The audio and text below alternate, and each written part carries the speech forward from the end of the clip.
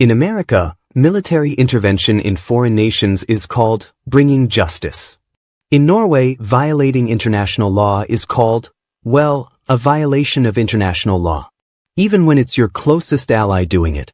On January 3, 2026, the United States bombed Venezuela, abducted its president, and declared they'd run the country and sell its oil.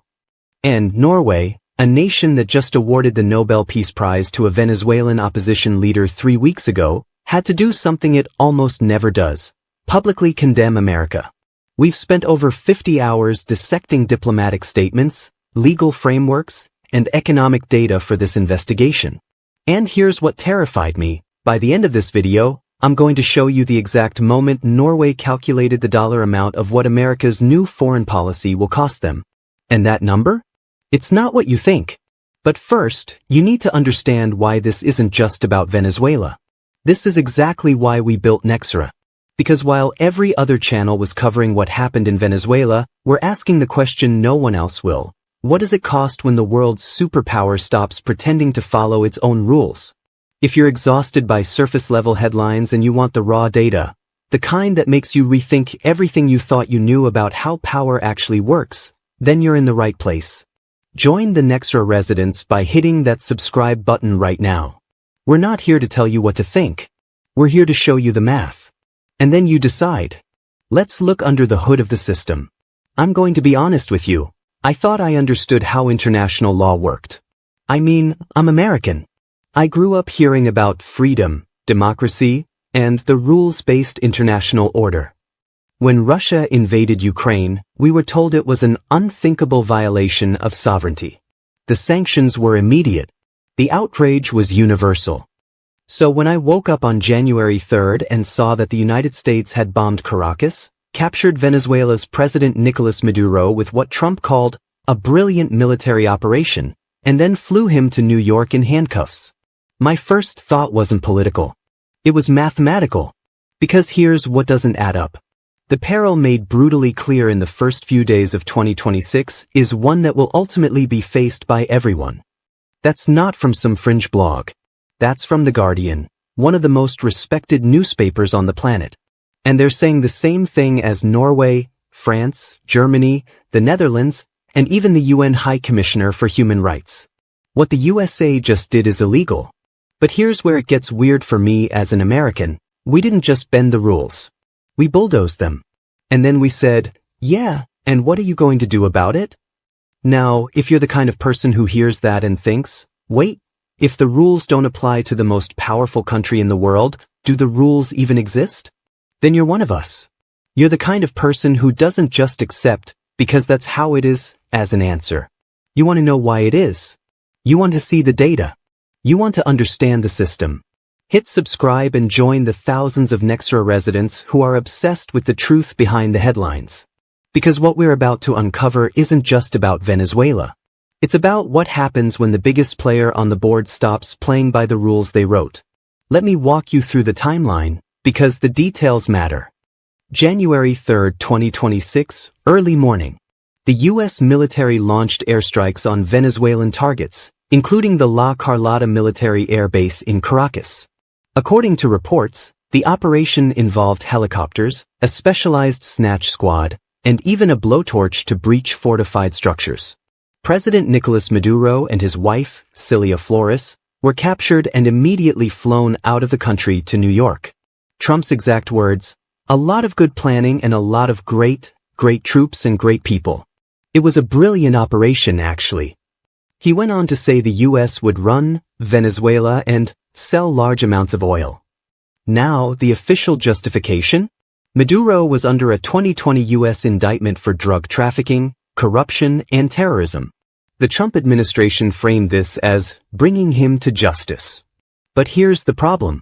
Under international law, specifically the UN Charter, you can't just invade another country, bomb its capital, and kidnap its leader because you have a domestic indictment. That's not how extradition works. That's not how sovereignty works. And according to Professor Geir Ulfstein from the University of Oslo, one of Norway's leading experts on international law, One of the most fundamental regulations in international law is the prohibition of the use of military power against another state. He went even further. He compared it directly to Russia's invasion of Ukraine.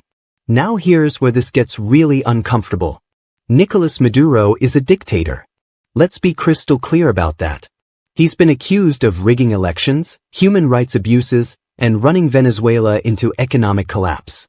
The woman who won the Nobel Peace Prize in Oslo last month, Maria Corina Machado, has spent years fighting to remove him from power. So you'd think the world would celebrate, right? Wrong. Because here's the counterintuitive fact. Even dictators have rights under international law. And when you violate those rights, you don't just hurt the dictator. You dismantle the entire system that prevents chaos. So here's my question for you, and I want you to answer this honestly in the comments.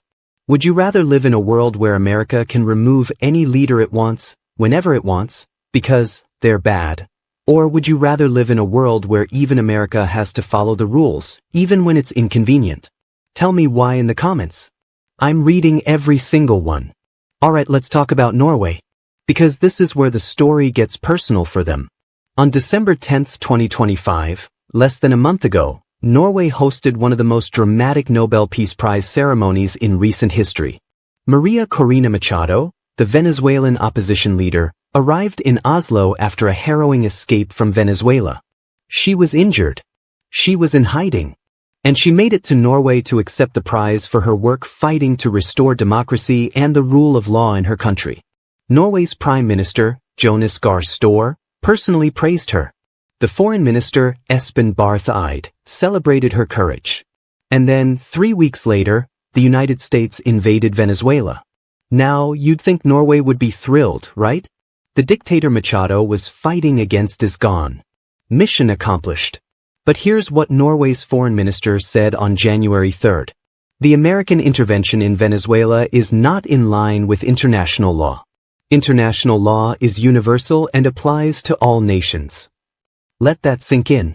Norway, one of America's closest allies, a founding member of NATO, a country that has stood shoulder to shoulder with the US for decades, just publicly condemned the United States for violating the same laws that Maria Corina Machado was awarded the Nobel Prize for defending. Do you see the irony here? Norway gave the Peace Prize to someone fighting for the rule of law, and now they're watching America shred that same rule of law in the name of justice. Now, this video is part of something much bigger we're building at Nexora. We're currently mapping what we're calling the Human Happiness Index, a deep dive into how nations balance power, prosperity, and principle. And what we're uncovering is going to challenge everything you think you know about how the world works. If you don't want to miss our next investigation, where we break down the exact economic cost of America's Putinization of foreign policy, you need to join this channel. Hit subscribe. Turn on notifications. Because the algorithm only keeps you in this loop if you tell it to. And trust me, you don't want to miss what's coming next. So let's talk about what this actually means, not just for Venezuela, but for the entire global order. Because here's what's happening right now. 1. The legal precedent. When the United States invaded Panama in 1990 and captured Manuel Noriega, it was controversial. When George W. Bush invaded Iraq in 2003 on false pretenses, it damaged America's credibility. But this is different. Because Trump isn't even pretending to care about international law anymore. He's not hiding behind WMDs or terrorism. He literally said, we're going to run the country and sell its oil. That's not justice. That's colonialism. And the world noticed. France, Germany, the Netherlands, Norway, Denmark, Greece, Portugal, Spain, even the UN High Commissioner for Human Rights, all condemned the operation. 2. The NATO crisis. Here's where it gets scary for Norway. Norway is a small country with a population of 5.5 million people. It shares a border with Russia. And its entire security strategy is built on one assumption, that NATO, and specifically the United States, will protect it if Russia ever invades. But if America stops following international law, why would Russia?